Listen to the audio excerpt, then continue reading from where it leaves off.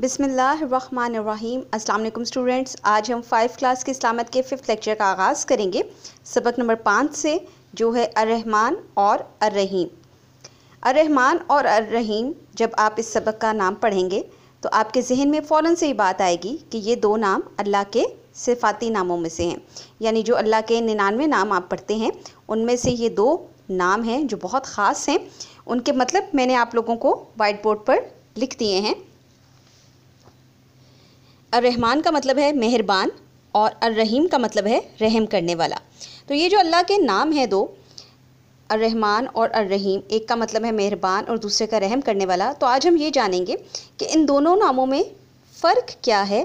जब हम अल्लाह को अर्रहमान कहते हैं तब अल्लाह की कौन सी खसूसियात सामने आती हैं, और जब हम अर्रहीम कहते हैं तब अल्लाह की कौन सी खसूसियात सामने आती हैं। तो अपने चैप्टर का आगाज़ करते हैं। सफ़ा नंबर 10 खोलिए, पेंसिल हाथ में रखिए ताकि जितने भी अहम निकात हैं आप उन्हें अंडरलाइन कर सकें। शुरू करते हैं। बिस्मिल्लाहिर्रहमानिर्रहीम। तारीफ़ अल्लाह ही के लिए है जो तमाम कायनात का रब है, जो बहुत मेहरबान और रहम करने वाला है। हमेशा की तरह इस चैप्टर का आगाज़ भी हम सूरह फातिहा की पहली 2 आयात से ही करेंगे कि अल्लाह पाक दोनों जहानों का मालिक है, जो बहुत मेहरबान है और बहुत रहम करने वाला भी है। अर्रहमान और अर्रहीम अल्लाह की सिफ़ात हैं। अर्रहमान का मतलब है बहुत मेहरबान और अर्रहीम का मतलब है रहम करने वाला। इसको अंडरलाइन कर लीजिए। जब हम अर्रहीम कहते हैं तो अल्लाह की इस मेहरबानी की तरफ इशारा करते हैं जो पूरी दुनिया के लिए है। जैसे सूरज निकलता है तो सबके लिए, हवा चलती है तो सभी के लिए, बारिश होती है तो सब इससे फ़ायदा उठाते हैं। यहाँ पर इस बात की तरफ इशारा किया गया है कि जब हम अल्लाह की मेहरबानियों का ज़िक्र करते हैं, अल्लाह के रहमान होने का ज़िक्र करते हैं, तो असल में हम ये बात कहना चाहते हैं कि अल्लाह जब मेहरबान होता है तो वो आपके मज़हब को देखकर, आपके रंग को देखकर, आपकी अमीरी गरीबी को देखकर, आपके इलाके या आपके मुल्क को देख के मेहरबान नहीं होता। अल्लाह जब मेहरबान होता है तो हर जानदार पर मेहरबान होता है, चाहे वो मुसलमान हो, चाहे वो गैर मुस्लिम हो, चाहे वो चिड़िया हो, चाहे वो जानवर हो, हर एक के लिए अल्लाह पाक मेहरबान है। जैसे सूरज निकलता है तो सबके लिए निकलता है, रोशनी सबको अता करता है अल्लाह पाक। हवा चलाता है, गर्मी में ठंडी हवाएं चलती हैं, तो ऐसा नहीं है कि अल्लाह पाक से मुसलमानों पर हवाएं ठंडी बरसाता है और काफरों को कुछ अता नहीं करता। अल्लाह दोनों पर हवाएं चलाता है। इसी तरह बारिश होती है तो सबके लिए होती है और सभी इससे फ़ायदा उठाते हैं। तो ये अल्लाह की मेहरबानी है जो इंसान, जानवर, चरिंद परिंद की ज़रूरियात बग़ैर मांगे पूरी करता है, और अल्लाह पाक सबकी ज़रूरियात पूरी करता है, चाहे वो मांगे या ना मांगे। जैसे हमें कभी भी एक सांस के बाद दूसरी सांस मांगने की ज़रूरत नहीं, ये अल्लाह हमें खुद ही अता करता है। इसकी सबसे बड़ी मिसाल ये है कि आप ज़िंदा हैं, आप सांस लेते हैं और अगली सांस के लिए आप दोबारा से अल्लाह से कहते नहीं हैं, बल्कि अल्लाह पाक खुद ब खुद ही आपको न जाने कितने सेकंड्स में कितने सांस अता कर रहा है। हमें अल्लाह ने बग़ैर मांगे अपने कामों के लिए हाथ, चलने के लिए पैर, देखने के लिए आँखें और सुनने के लिए कान दिए। यानी ये जितने भी अज़ा आपके पास मौजूद हैं, ये आपने मांगे नहीं थे जब आप इस दुनिया में आए थे कि अल्लाह पाक हमें कान ऐसे अता करना, जिस्म ऐसा अता करना, पैर ऐसे अता करना। अल्लाह ने खुद ब खुद ही ये आपको अता किए हैं। इसने हमें इतने मोहब्बत करने वाले वालिदैन दिए हैं, प्यास बुझाने के लिए हमें पानी दिया, भूख मिटाने के लिए खुश ज़ायका फल बनाए।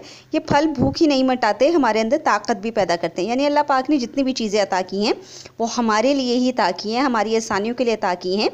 हमें प्यास बुझानी है तो पानी खुद ब खुद अल्लाह पाक हमें कहीं ना कहीं से अता फरमाता है। वालिदैन के दिल में हमें ख़ुद नहीं मोहब्बत डालनी पड़ती, अल्लाह पाक ने वो मोहब्बत अता करके भेजी है। इसी तरह फल भी हम सिर्फ खाते नहीं बल्कि वो हमारे जिस्म को ताकत फराहम करते हैं।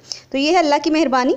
आपको ये बात फ़र्क पता लग गई होगी कि अर्रहमान का मतलब है मेहरबान, यानी ऐसा मेहरबान जो हर एक पर मेहरबान है, मुस्लिम, गैर मुस्लिम, जानवर, चरिंद परिंद, और इसमें किसी तरह का कोई इम्तियाज़, कोई फ़र्क नहीं अल्लाह पाक करता।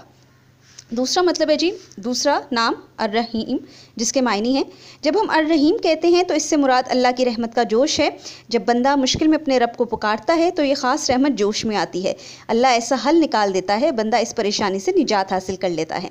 यहाँ पर अब दूसरा नाम जो अर्रहीम है उसका मकसद बताया गया है कि जब हम कहते हैं कि अल्लाह पाक अर्रहीम है तो इससे मुराद अल्लाह की रहमत का जोश है।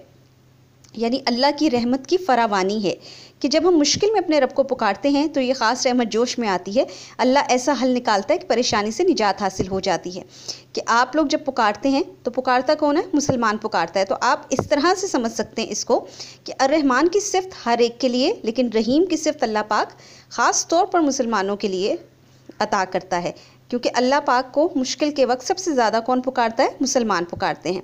तो अल्लाह पाक फिर उनकी परेशानी को दूर फरमा देता है। इसकी एक मिसाल सैयदना यूनुस अलैहिस्सलाम की कौम की है। अल्लाह के बताए हुए रास्ते पर नहीं चले, पर अल्लाह ने सैयदना यूनुस अलैहिस्सलाम को इस कौम पर अजाब की खबर दी। ये सुनते ही सैयदना यूनुस अलैहिस्सलाम अपनी कौम को छोड़ गए। उनके जाने के बाद इनकी कौम को अपनी गलती का एहसास हुआ, वो बहुत शर्मिंदा हुए। इनकी कौम के बच्चे, बूढ़े, जवान, गर्ज हर एक ने अल्लाह से सच्चे दिल से माफ़ी मांगी। ये दुआ सुनकर अल्लाह का रहम जोश में आ गया और इसने हमें माफ़ कर दिया और अपना अज़ाब रोक दिया। यहाँ पे बात हो रही है जी किस नबी की? हज़रत यूनुस अलैहिस्सलाम की, जिनको मछली के पेट में अल्लाह पाक ने रखा था। क्यों रखा था?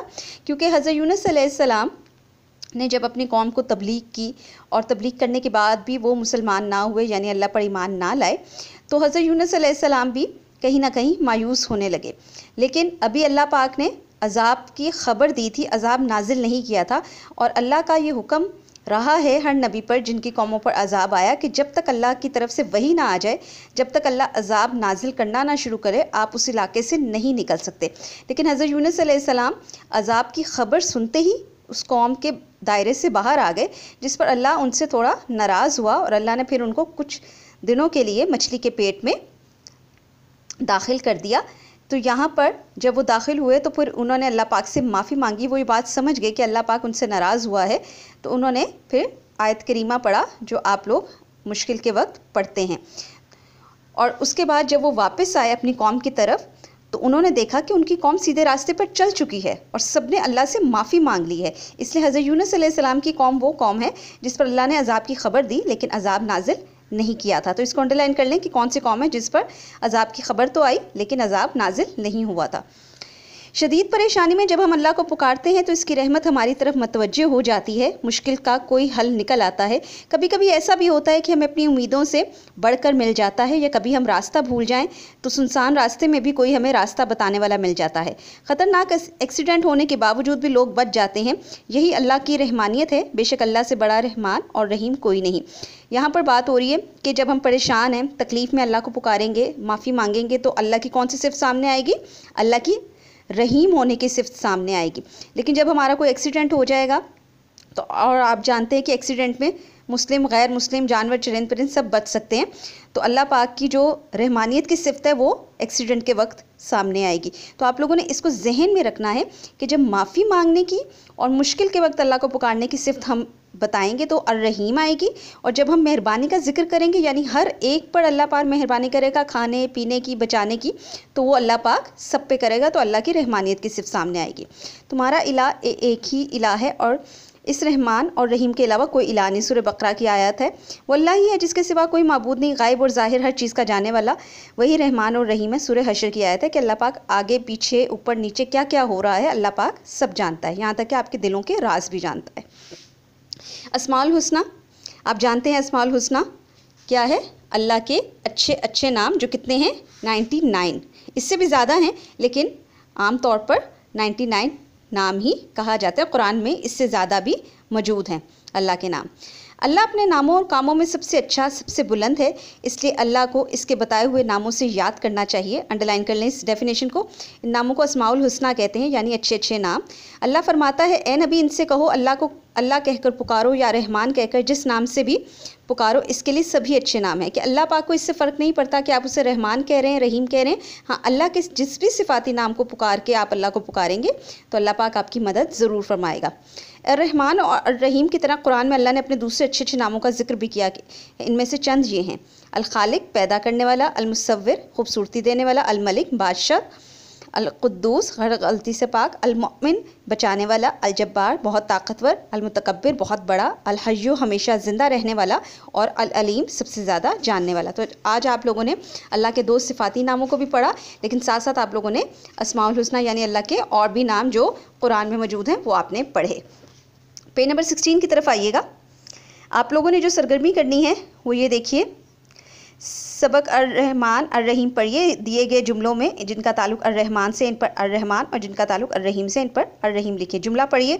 आपको मैंने बता दिया है कि रिस्क, हवा, खाना पीना, एक्सीडेंट से बचाना, इन सब में रहमानियत की सिफ़त आएगी। और जहाँ पर मुश्किल और दुआ मांगने की, तकलीफ़ दूर करने की दुआ मांगी जाएगी, तब रहीम की सिफ़त आएगी। ठीक है, तो आप लोगों ने इसको गौर से पढ़ के करना है। इसके अलावा जो सवाल आपने करना है वो है अल्लाह की रहमत कब जोश में आती है, ये सवाल आप